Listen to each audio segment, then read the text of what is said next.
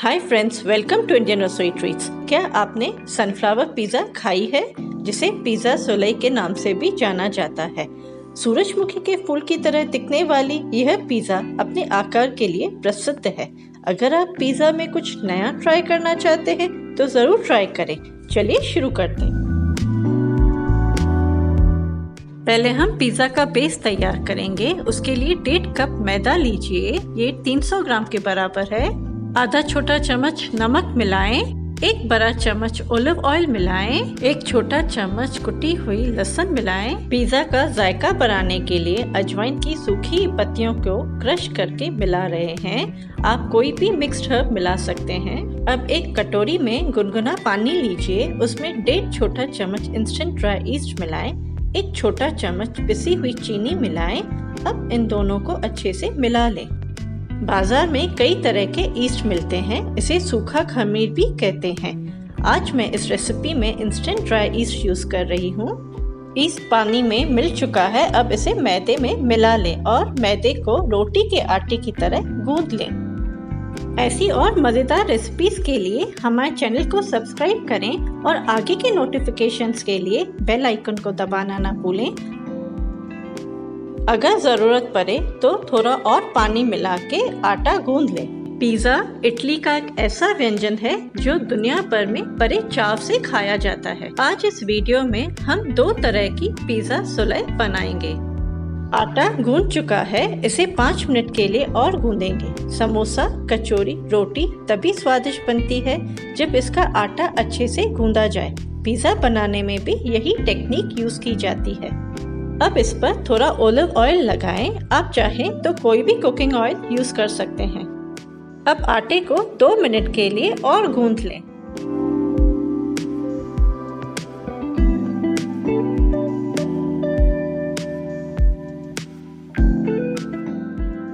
अब दोबारा इस पर ओलिव ऑयल लगा लें। इसे आधा घंटा ढककर रखें जब तक कि ये आकार में दोगुना न बढ़ जाए।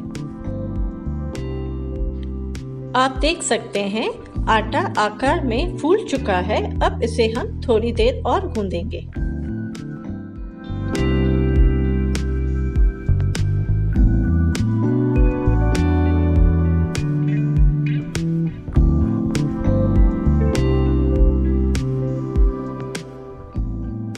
पाँच मिनट गूंदने के बाद इस आटे से 4 बराबर आकार की लोइयां बना लें।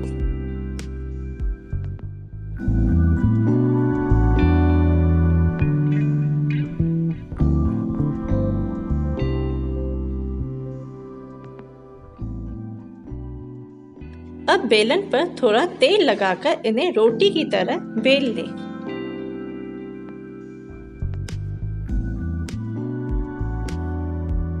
आज हम 2 तरह की पिज़्ज़ा बनाएंगे, एक तो सिंपल चीज के साथ और दूसरी फिलिंग के साथ।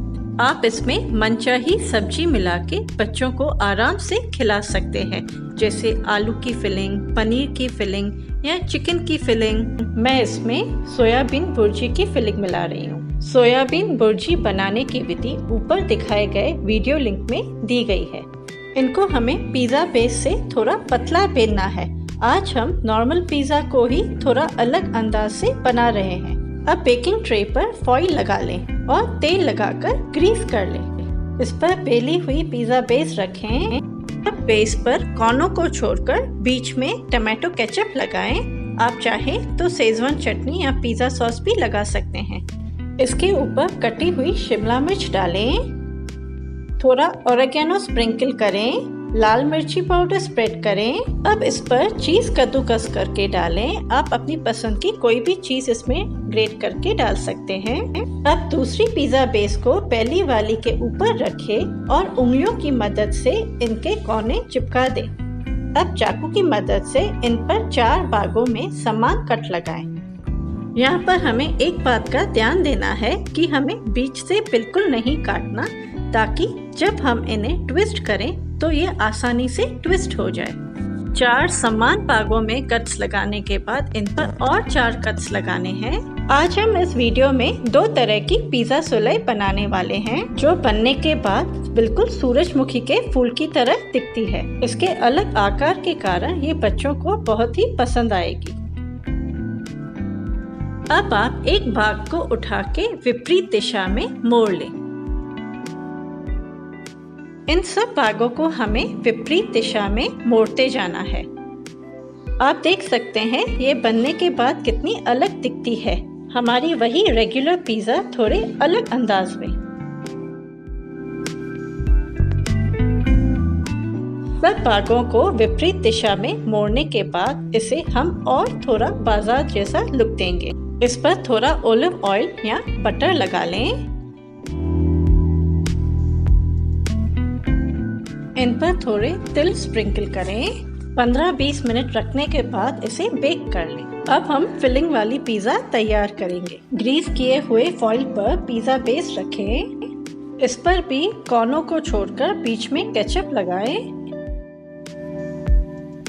अब इस पर सोयाबीन की भुर्जी स्प्रेड करें। आप इसमें अपनी पसंद की कोई भी फिलिंग डाल सकते हैं, जैसे पनीर, आलू, चिकन या नूडल्स। आप इसमें मीठा मावा भी डाल सकते हैं। कटी हुई शिमला मिर्च डालें। ऑरिगेनो स्प्रिंकल करें। अब इसके ऊपर भी चीज कद्दूकस करके डालें। अब दूसरे पिज़्ज़ा बेस को पहली वाली के ऊपर रखें और उंगलियों की मदद से इनके कोने चिपका दें। इस पिज़्ज़ा में हम पहली वाली पिज़्ज़ा से 2 गुना कट लगाएंगे। ऐसी और मज़ेदार रेसिपीज के लिए हमारे चैनल को सब्सक्राइब करें और आगे के नोटिफिकेशंस के लिए बेल आइकन को दबाना ना भूलें। आपको हमारी रेसिपी कैसी लगी और आगे आप क्या देखना चाहते हैं, इसके बारे में ज़रूर बताएं। अगर आपको आज का वीडियो पसंद आया हो तो लाइक करना ना भूलें।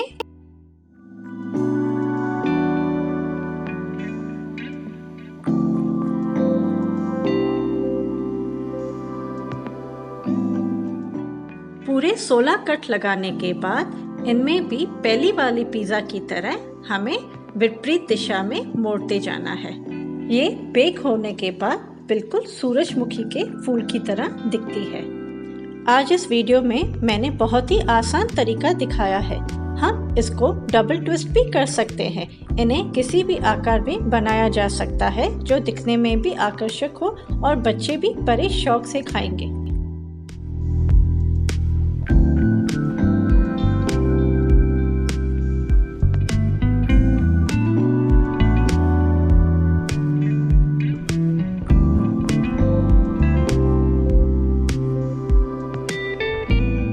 सब साइड्स ट्विस्ट हो चुके हैं। आप देख सकते हैं कितनी सुंदर लग रही है। इसके चारों तरफ ओलिव ऑयल या बटर लगा लें। थोड़े तिल स्प्रिंकल करें। इसे भी 15-20 मिनट रखने के बाद बेक कर लें। अगर आपको वीडियो पसंद आया हो तो लाइक कीजिए और कोई भी सुझाव हो तो कमेंट बॉक्स में लिखिए। आपके सुझाव हमारे लिए महत्वपूर्ण है। Thank you.